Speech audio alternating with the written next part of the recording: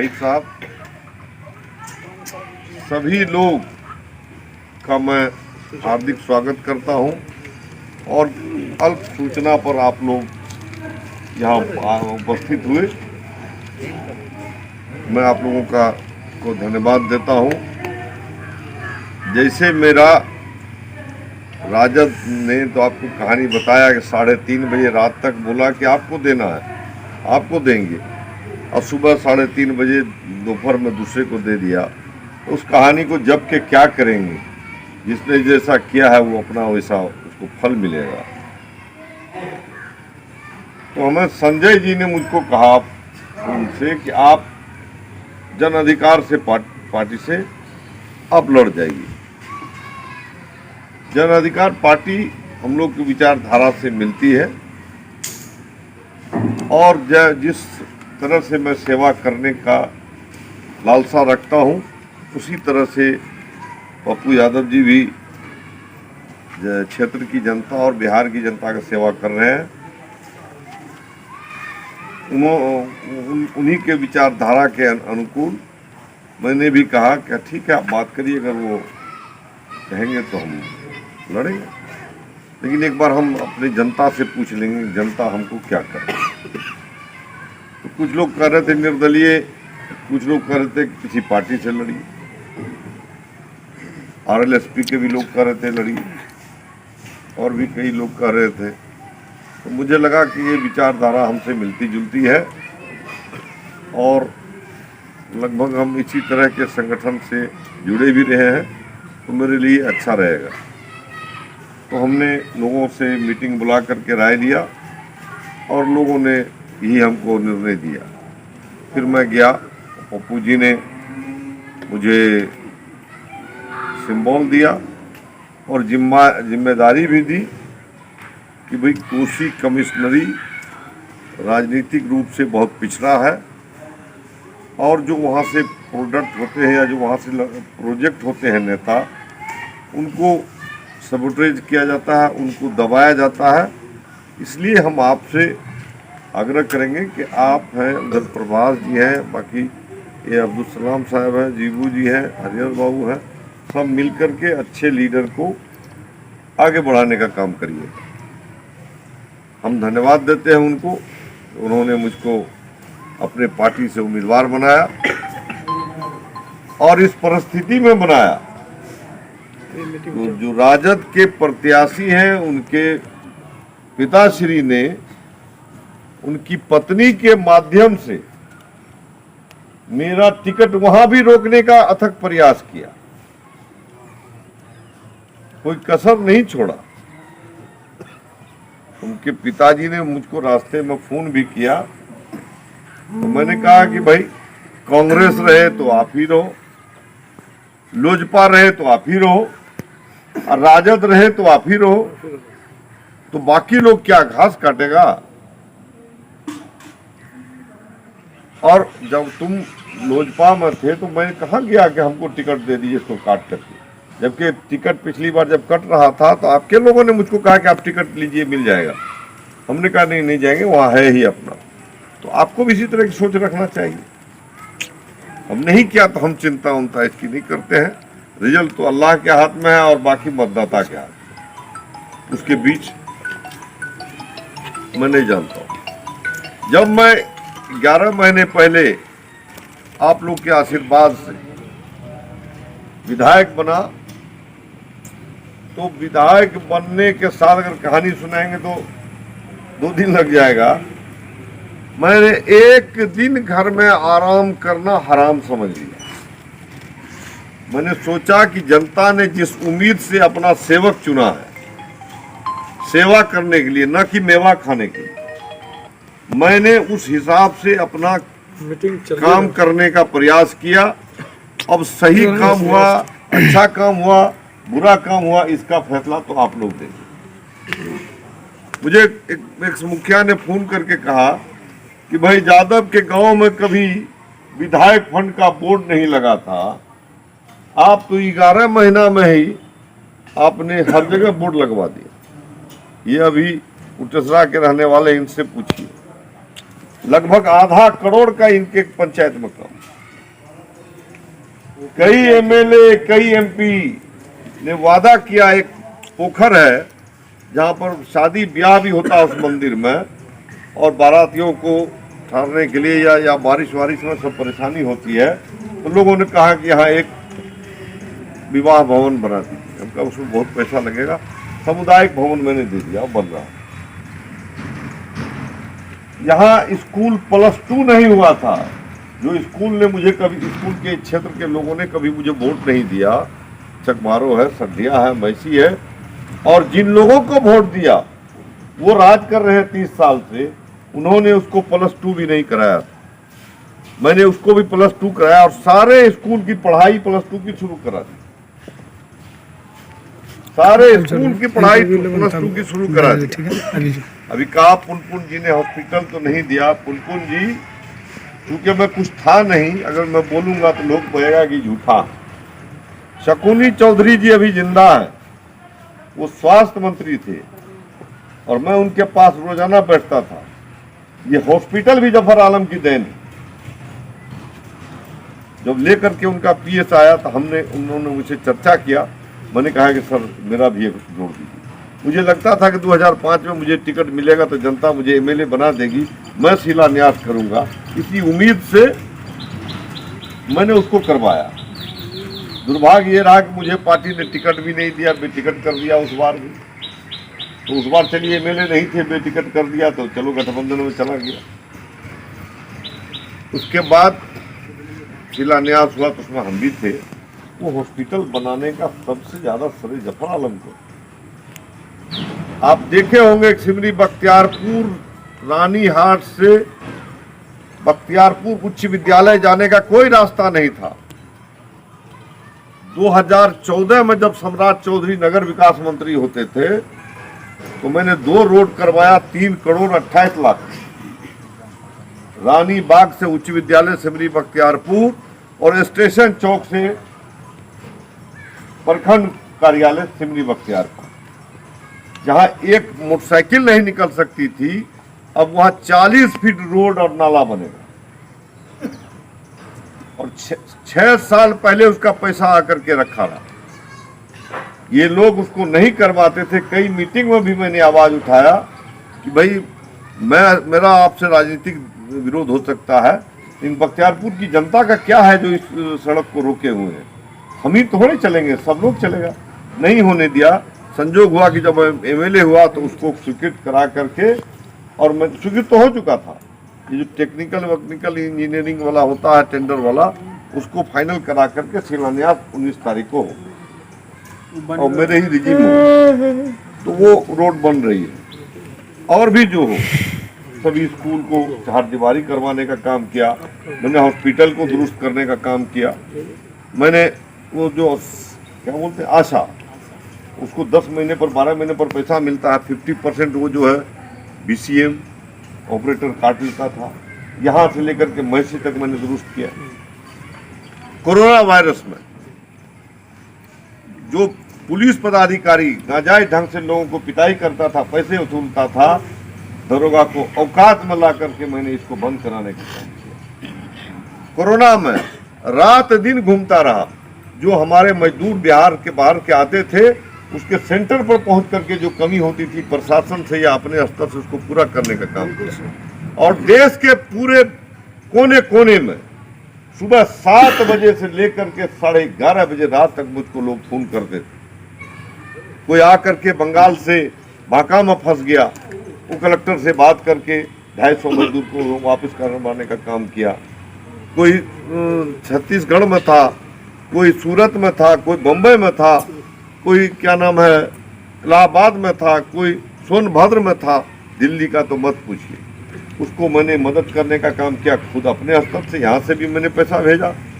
वहाँ जो हमारे मित्र थे या जो वहाँ के एमएलए थे, जो कलेक्टर थे, उनसे भी बात करके मैंने मदद करने का काम किया। एक आदमी तो मुझे 1:30 बजे फोन किया,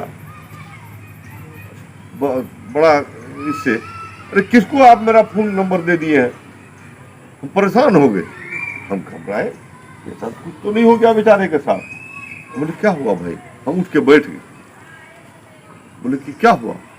अरे तब से जब से आप फोन किए हैं इतना सामान भेज दिया है कि 2 महीना तक हम खाते रहे। सूरत में 2 महीना तक सूरत में 65 आदमी फंसा हुआ था, हम कॉल किए थे सूरत में। सर कॉल किए, इतना सामान और पैसा। तो उसमें और सब मैंने चीज कभी भेज दिया सेवा कि- में किसी तरह का कोई कमी नहीं किया, वो जनता बताएगी। लोग खामोश हैं, उस तरह की खामोशी है सिमरी बख्तियारपुर विधानसभा में जो आंधी आने के पहले, तूफान आने के पहले जो वातावरण खामोश होता है, यहाँ की जनता, यहाँ के मतदाता में वो खामोशी है। अब आपको समझाना है कि भाई जो 5 साल पहले जिसको आपने वोट दिया था झोपड़ी छाप में, 5 साल में कभी आपको देखने आया? कभी आपका टेलीफोन आया? आपको टेलीफोन किया? आपने टेलीफोन किया तो उसने उठाया? और यही नहीं, बल्कि उसको पंचायत की गिनती याद नहीं है। मैंने तेजस्वी यादव के सामने पूछ दिया, हम कहा ये है आपका कैंडिडेट। जब मैंने कहा कि अच्छा नाम बताओ पंचायत का, तेजस्वी जी बोले छोड़ दीजिए इसको। तो जिस कैंडिडेट को पंचायत का नाम मालूम नहीं हो, पंचायत की विधानसभा में गिनती नहीं मालूम हो, वैसा लोग चुनाव लड़के क्या करेगा आप? मैं भी अभी सब नए चेहरे हैं, जो पहले से परिचित है उसके लिए कोई दिक्कत नहीं। जो नए चेहरे हैं मैं उसको नहीं पहचानूंगा। इलेक्शन तक आपको परिचय देना पड़ेगा, आपको पहचान बनाना पड़ेगा, क्योंकि इलेक्शन तक में 1000 बात इस कंप्यूटर में आपका चेहरा सामने रहेगा। हम याद करेंगे किसी और को, हम आपको नहीं पहचान सकेंगे, तो इसको बुरा नहीं मानिए। लेकिन इलेक्शन के बाद जब हम लोग का आना जाना होगा तो उसमें हमारी जान पहचान बनेगी, तब कोई दिक्कत नहीं होगी। और काम के लिए किसी पहचान की आवश्यकता नहीं, किसी पैरवी की आवश्यकता नहीं। एक आदमी को छोड़ करके मेरे पास कोई नहीं कह सकता है कि हम अपनी फरियाद लेकर के आए हों और वापस लौट गए। मैंने जानबूझ के किया। एक चीटर पूरे गांव को परेशान किया हुआ था, मेरे पास पैरवी के लाया। हम कहा माफ कीजिएगा, हम आपकी पैरवी नहीं करेंगे। स्पष्ट उनके मुंह पर कहा। यही नहीं बल्कि हम लोग का और भी लोग हैं, कैंडिडेट हैं, हम लोग उसके साथ भी सहयोग करेंगे। हम तमाम लोग से निवेदन करेंगे कि आप लोगों को बताइए कि ऐसा एमएलए चाहिए जो आपका एक बार में फोन उठावे, एक बार में हॉस्पिटल पहुंचे, एक बार में थाना पहुंचे, ब्लॉक पहुंचे।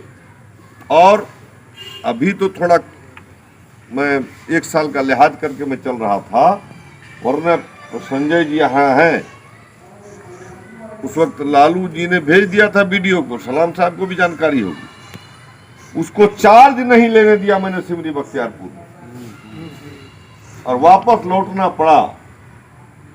सब आप लोग के सहयोग से, आप लोग के आशीर्वाद से। एक सीओ था मुसलमान, उसको चार्ज दिलवा दिया हम लोगों ने वीडियो का, वो उधर ही गीत गाने लगा। तो जब गाने लगा तो मैंने क्या किया कि वो जीप पर जा रहा था, मैंने जीप रोका और ऐसे गाड़ी पर पैर रख दिया। हमारे तो जनप्रतिनिधि लोग बुरा नहीं मानेंगे, जो पंचायती राज के स्तरीय जनप्रतिनिधि हैं, वो वीडियो सीओ ऐसे पैर पर पैर देकर के गाड़ी पर बैठा रहता है। अब पैर होता है इनके बदन की तरफ जो खड़ा रहता है जनप्रतिनिधि, और उससे बतियाता है। मुझे तो आग लग जाती है, तो मैंने उसकी गाड़ी पर पैर रखा और मैंने कहा ये सब फाइल करिए, करवा दिया। तत्काल उस सीओ ने जाकर के इससे लिख के दे दिया कि हम वीडियो में नहीं। तो हम जोर से बोलते हैं, साफ बोलते हैं, मुंह पर बोलते हैं, किसी को भी बोलते हैं। तेजस्वी जी को जब मैंने कहा तो तेजस्वी जी ने, वाली साहब जब आए तो बोले देखिए जफर साहब हमको डांट रहे। हमने कहा डांट नहीं रहे, सच बोलना मेरी आदत है। कोई हम लालू जी को भी बोलते थे। एक बार तो ये नौबत आ गई थी कि साहब फोर्स दौड़ गया उनका, बड़ी गार्ड सिक्योरिटी वगैरह, चला जाए सर चला जाए। मैंने कहा कि नहीं, हम नहीं जाएंगे, हमारे लीडर हैं, हम अपनी बात इनसे करेंगे, और हम इनको नहीं करेंगे तो हम तेजी को जाकर कहेंगे। वो था ये वाला विधान परिषद वाले कैंडिडेट वाली बात, तो हम उनसे भी वाजिब बात कहते रहे। इसलिए वाजिब बात मैं कहता हूँ, अगर आपको कोई परेशानी हो जाएगी और आप परेशानी को बढ़ा के मेरे पास आएगा तो मुझसे झंझट हो जाए, हम नाराज हो जाएंगे, आपको बिगड़ भी सकते। अरे जब आप मुझको लीडर बनाए, आप मुझको वोट दे रहे हैं, तो आपको परेशानी आई तो मुझको एक टेलीफोन तो कर दीजिए। आखिर किस दिन के लिए मुझको बनाया? एक वोट जो आप देख के मुझको बनाए हैं, किस दिन के लिए?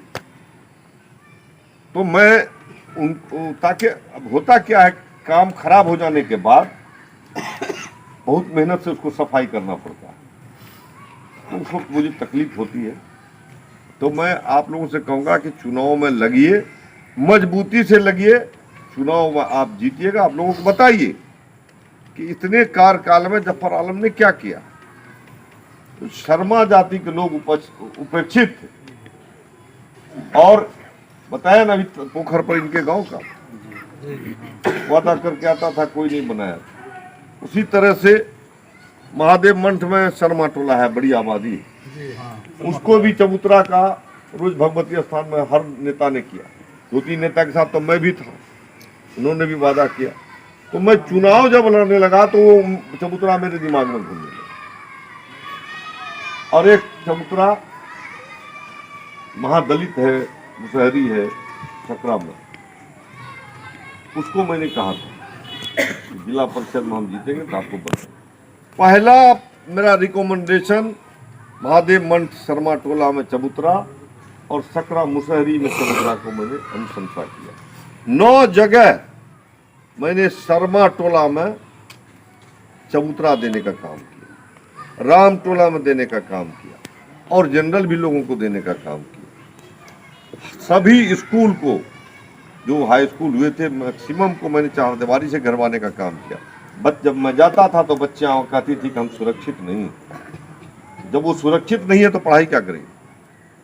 उसके लिए मैंने उसको चारदीवारी देने का काम किया।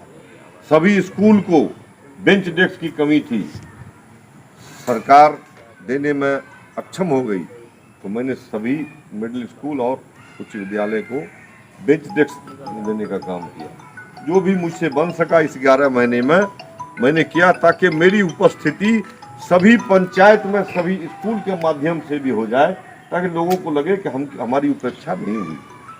मैंने अपने लोगों की उपेक्षा निश्चित रूप से की, जानबूझ के की है, उनके राय से की है, कि अपने लोगों को सोचा नहीं था, कि सपना में भी नहीं देखा था कि मुझे बेटिकट किया जाएगा। तो अगले पंचवर्षीय में इन लोगों को मैं पूरा करूंगा, क्योंकि बेचारे 25-26 साल से मेरे साथ हैं। दुर्भाग्यवश कि मेरा टिकट काट दिया गया। आप लोग का आशीर्वाद रहेगा और फिर इस पद पर मैं आया तो ये शिकायत किसी की नहीं रही। ये बलवा पाड़ के इनके गांव जाने के लिए कोई रास्ता नहीं था, और हमको वोट भी नहीं देते थे। इस बार मैं चुनाव लड़ा, मैं कहा वहाँ नहीं जाऊंगा मैं, ये मुझको वोट नहीं देते हैं। मैं कई बार गया हूँ, 3-3 बार दंगा बचाने का काम किया मैंने इनके गांव में, रामपुर से इन लोगों के बीच, फिर भी मुझको वोट नहीं देते। मैंने कहा मैं नहीं जाऊंगा वोट मांगने, वो दें या नहीं। सब लोगों के कहने पर मैं गया, मेरे दिमाग में वो रास्ता था, वो रास्ता मैंने अभी स्वीकृत करा दिया, और अभी वो रास्ता बनने वाला, बन रहा, शुरू हो गया, बन रहा। ऐसे मटखोड़ा में पिछले साल एक लड़का कैमरा का डूब गया। मैं रात में पैजामा तोड़ करके, चप्पल हाथ में लेकर के उस गांव गया था। मुझे लगा कि बहुत अन्याय है इसके साथ। 1 किलोमीटर की भी दूरी नहीं है बांध से, और 5 किलोमीटर घूम के हम उसके यहाँ गए थे, तब भी पैदल जाना पड़ा। इस रोड को भी मैंने स्वीकृत करा दिया। चौराही में बड़े बड़े नेता से भी मैंने कहा कि नहीं हो सकता। चौराही में भी पुल स्वीकृत करा दिया मैंने, 2 घाट पर स्वीकृत करा दिया, और लगभग 150 से 160-70 किलोमीटर रोड स्वीकृत कराने का काम किया। आधा से ज़्यादा तो स्वीकृत है, अभी टेंडर हुआ है, काम शुरू होगा, और आधा से करीब स्वीकृति के कगार पर। जो सिमरी, बख्तियारपुर, सलखुआ, नौहट्टा, मैसी जल जमाव की पीड़ा से दंश झेल रहा है। हजारों हेक्टेयर में फसल नहीं होती है, कभी किसी नेता ने उसको टच करने का काम नहीं किया। मैंने उसको टच नहीं किया, बल्कि उसका सर्वे करा करके, डीपीआर बना करके, डीपीआर का टेक्निकल स्वीकृति करा करके सरकार के यहाँ स्वीकृति के लिए लंबित। तो कोई ऐसा पॉइंट मैंने नहीं छोड़ा। 15 जगह कोसी नदी में जो हमारे चौधरी भाई हैं, कहीं कहीं यादव भाई भी हैं, जिनका गांव कोसी नदी में विलीन होने वाला था, एक आध गांव तो हो भी गया। मैंने 15 गांव को मुख्यमंत्री से मिल करके उसको बचाने के लिए मैंने फाइलिंग करा करके बोरा से बचाने का काम किया। मुख्यमंत्री जी मुझको समझा रहे थे, मैं मुख्यमंत्री जी को समझा रहा। वो मुझको कहते थे कि बांध के अंदर कैसे रहता है। हमने कहा कि 40 साल पहले 3 डिसमिल जमीन मिला था, 10 फीट गड्ढा है, वो भरा नहीं गया, खाने के लिए मरता है, वो भरेगा कहाँ। उसके बाद अब तो वो 40 साल के बाद वो तो 15 हो गया, 4 ठो बेटा है, 10 ठो पोता है, कहाँ से रहेगा और क्यों रहता है, ये तो सर बताएंगे। स्कूल आप वहाँ दे रहे हैं, रोड आप दे रहे हैं, बिजली आप दे रहे हैं, मुआवजा आप दे रहे हैं, फसल क्षति आप देते हैं, तो हॉस्पिटल आप देते हैं, तो मुझसे क्यों पूछ रहे हैं सर कि वो क्यों रहता है। उनके कहने का मतलब था कि इनको तो पुनर्वास दे दिया गया, अब हम इनको क्यों मदद करें। तब उन्होंने समझा कि ये है जानकार, मेरी बात का उन्होंने ऑनर किया और मौन बैठे हुए थे मंत्री जी सिंचाई वाले, बोले इनको देख लीजिए। वो 15 जगह मैंने बचाने का काम किया। तो कोई ऐसा पॉइंट नहीं है जो मेरे जानकारी में किसी ने दिया हो या कहीं से आ गया, मैंने सबको पूरा करने का कोशिश किया। आप लोग का सहयोग आशीर्वाद रहेगा तो निश्चित रूप से किसी तरह की शिकायत नहीं होगी। आपसे मैं निवेदन करता हूँ कि ये नया छाप है, उस पार्टी में मैं भी नया हूँ। आप लोग जरूरत पड़े तभी हमसे मिलिए, संवाद रखिए। आपको गांव में जाकर के लोगों को समझाना है, गरीबों को समझाना है। शर्मा जाति है, राम जाति है, कहार है, कुम्हार है, ये है, यादव भाई है, मुसलमान भाई है, कि कोई भी समय आया तो जफर आलम अकेला खड़ा रहा, वो हम किसी को लेके भी नहीं गए। 2 दर्जन से अधिक यहाँ से लेकर के भागलपुर और बेगूसराय और खगड़िया में दंगा मेरे मदद से बचने का काम हुआ। आपके बगल में गुरगामा हो, करियामा हो, बख्तियारपुर हो, न जाने कितना है, केंजरी हो, सोनबरसा हो, बैजनाथपुर हो, मैंने उसको बचाने का काम किया, चाहे यहाँ से हो या सरकार से हो, अपने माध्यम से कराने का काम किया। मैं चाहता हूँ हिंदू और मुसलमान, सिख और ईसाई, ये चारों भाई हैं, और विशेष रूप से जो अधिक संख्या है मुसलमानों की, हिंदू की, ये इस देश के 2 आँख और दोनों का मान बराबर है, दोनों का सम्मान बराबर है, दोनों के लिए हम लोग जीते भी हैं, मरते भी हैं, और दोनों का एक दूसरे से रिश्ता भी आता रहा। हमने कभी कोई भेदभाव नहीं किया और न करेंगे। लोगों को बताइए कि जदयू की सरकार थी और जफर आलम राजद का विधायक था, आपका कोई काम रुका क्या? रात भी एक गोरदह में एक आदमी डूब गया था, संजय जी मालूम है आप, 12 बजे रात में मैं वहाँ गया था। उससे पहले पोस्टमार्टम बिना डीएम के आदेश के नहीं होता है। ये रात में पहुँचा वहाँ, रात में मैं दिनेश जी के भतीजा के साथ घटना हो गई थी, मैं वहाँ था। मैं वहाँ से डीएम साहब को फ़ोन करके मैंने उसका पोस्टमार्टम कराने के लिए कहा, वो भी भूल गए। मुझे फिर लड़का ने कहा नहीं, मैंने लड़का को फ़ोन किया, नहीं कहा तो मैं समझा हो गया। तो मैंने डीएम साहब को मैसेज किया कि आप सिविल सर्जन को कहिए। उससे पहले सिविल सर्जन से पूछा तो बोले नहीं, कोई मैसेज नहीं आया। तो हमने डीएम साहब को मैसेज किया और वो उसका पोस्टमार्टम रात हुआ और 12 बजे वो लौट करके आया। तो कोई ऐसा पॉइंट नहीं है जो मुझे नॉलेज में आए मैं उसको नहीं करता। मैंने बहुत समय ले लिया क्योंकि पहली मुलाकात आप लोगों से थी। आप लोगों को बहुत बहुत धन्यवाद, विशेष रूप से अध्यक्ष जी का, जिनको मैंने कल कहा और आज इन्होंने कार्यकर्ताओं को सूचित कर दिया। मैसी के लोग नहीं आए हैं, मैसी सूचना नहीं हो पाई, तो मैं मैसी भी अलग से बैठक करूंगा, आप बख्तियारपुर भी करूंगा, सलखुआ भी करूंगा, जहां आप लोग की राय होगी वहाँ बैठक कर करके सबको ऑन करेंगे। और जो भी हम क्या नाम है ये व्यवस्था है, उसके हिसाब से हम लोग चल करके हम लोग क्या कहते हैं अपने चुनाव अभियान को गति देने का काम करेंगे। सभी अध्यक्ष जी से भी मैं आग्रह करूंगा कुर्सी लगा दीजिए कि हम विशेष समय देने का काम करेंगे, क्योंकि मेरे यहाँ लड़ाई प्रत्याशी की नहीं है। मेरे यहाँ एक बम्बई के फिल्म इंडस्ट्री के सेठ की और दूसरे यहाँ के जो मठाधीश थे, जो हर चीज को अपने ही कब्जे में रखना चाहते हैं, उनके साथ मेरी लड़ाई है। इसलिए इस विधानसभा पर राष्ट्रीय अध्यक्ष जी से हम भी बात करेंगे और भी बात करेंगे कि विशेष नज़र होनी चाहिए, प्रोग्राम भी अधिक से अधिक लगना चाहिए और सभी लोग मिलकर के उसको हम लोग कामयाब करें। बहुत बहुत धन्यवाद। जय हिंद। अगर आपको हमारे वीडियोस पसंद आए तो प्लीज लाइक करें, सब्सक्राइब करें और शेयर करें।